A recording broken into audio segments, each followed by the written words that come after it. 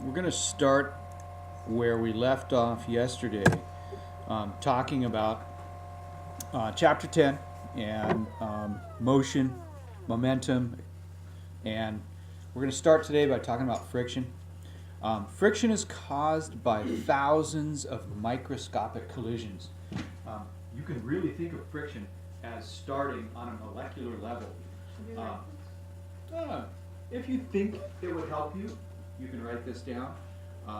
If not, then no. I'll leave it up to you. There are several types of friction that I would like you to know. 4 types to be exact. Static friction, where an object is not moving and it's held in place by friction. This would be a piece of wood on an inclined plane, not moving, not sliding down the plane, and it's held in force by the friction of the 2 pieces of wood against each other. Sliding friction is if that same piece of wood started moving, but it wasn't going super fast because there was friction between the 2 rough pieces of wood. Rolling friction is the friction experienced by say a spherical object or another object that is rolling around a central axis. And then finally, fluid friction happens in a liquid. And viscous fluids like syrup have more friction than less viscous fluids like water. Fluid friction acts both within itself on the molecules of the liquid and against the container that's containing it, like if it's a pipe or a well. Okay, the unit of friction is the Newton, and we know that the Newton is in kilograms meters per second squared from our lecture yesterday. And that can also change to grams meters per second squared, grams centimeters per second squared, and so on. So you can change the magnitude of Newton, but kilograms per meter second squared, kilograms meters per second squared is the basic unit. Okay, action-reaction forces. For all objects, vector arrows can be drawn to represent all the forces acting on the object and their directions. And we tried some of this last week in Chapter 9. This diagram here shows forward forces and reverse forces. The reverse force, of course, is friction and air resistance. The forward force is rolling motion. Who can tell me what force or forces are lacking from this diagram that you can now improve on this rather simple picture? Tommy? What? Okay, gravity. And who can tell me which direction an arrow gravity would be facing? Katie? Downward. Good. Is there any other vectors that we could draw for this? Jackie Mai? The ground. And who can tell me which direction the ground would be pointed? Ryan Dickinson. Up. That's correct. Good job. So you guys are way better than this diagram. Okay, mass and weight. Write this down. Write down mass and write down weight because I want you to know the difference. Mass, whenever you hear that word, is a measure of the amount of matter in an object.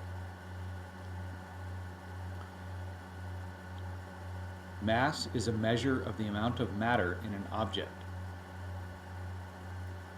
So grams is a measure of the amount of matter in any object. The mass on the moon equals the mass on Earth. So if you go to the moon, your mass is going to be equal to your mass here on Earth.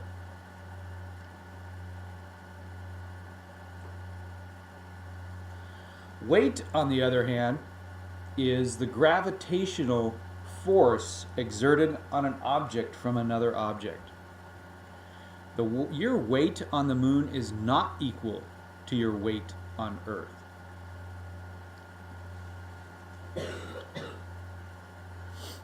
And the units of weight are mass times acceleration, or m times a. Have you seen m times a before?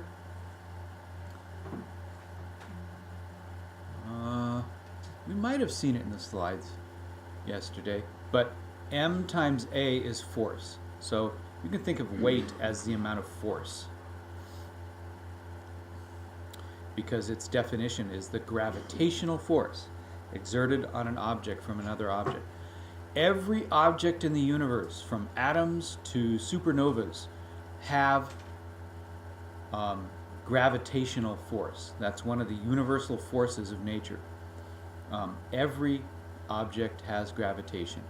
And in the formation of the solar system from a nebulous cloud of dust and gas, those particles of dust and gas were attracted to each other not so much by their gravity to each other, but by an electrostatic force. And they just recently found that out at NASA in 2013. Yeah, right. Wait, so like this pencil has a weight, and weight's like mass times acceleration, but I don't see the pencil accelerating. Yeah. So remember that acceleration is also change in direction. So the weight, you can move it, and that change in direction or that acceleration is the weight that has. Every object in the universe is always moving. An object that is not moving, I can't think of any that exist. Every object in the universe is moving. That's the first thing. And everything in the universe has what's called temperature. And that means the molecules of that object are moving. If the molecules are perfectly stationary, that object's temperature is zero, and we've never experienced zero temperature before. So an object is both moving as a whole object, and it's moving within itself, the molecules itself. So all objects have mass. All objects with mass have gravity. So every object in the universe has gravity. Yeah, Travis. Yeah, but couldn't something be 0 degrees Fahrenheit or something like that? Yeah. Absolute zero. So I'm sorry. So I should have made a qualification there. That's in the Kelvin scale, not in the Fahrenheit or Celsius scale. Good point. Yeah, Katie. Yeah, it seems like 0 degrees Kelvin, like somewhere around negative 500 degrees Fahrenheit. Yeah, it's something. It's kind of like infinity. You've studied that infinity in math, right? Yeah. It's like Googleplex times a billion or whatever. Well, absolute zero is as far as we know not attainable. We can get sort of close, but we haven't figured out how to get super close.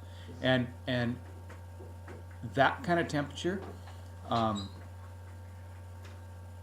as far as I know, can only be found in a vacuum, like a vacuum of deep space where no matter exists. So the presence of matter itself creates temperature. Okay, and the last one there, the larger the mass, the more the gravity. So gigantic suns have more gravity, even though they're made of gas, than, say, the Earth. Because the sun weighs more than the Earth because of its giant size. Even though it's made of a giant ball of nuclear gas, it does have more gravity than a solid object like the Earth. Okay, that's it for today. And let's shut this down and get going on the lab that I have for you today.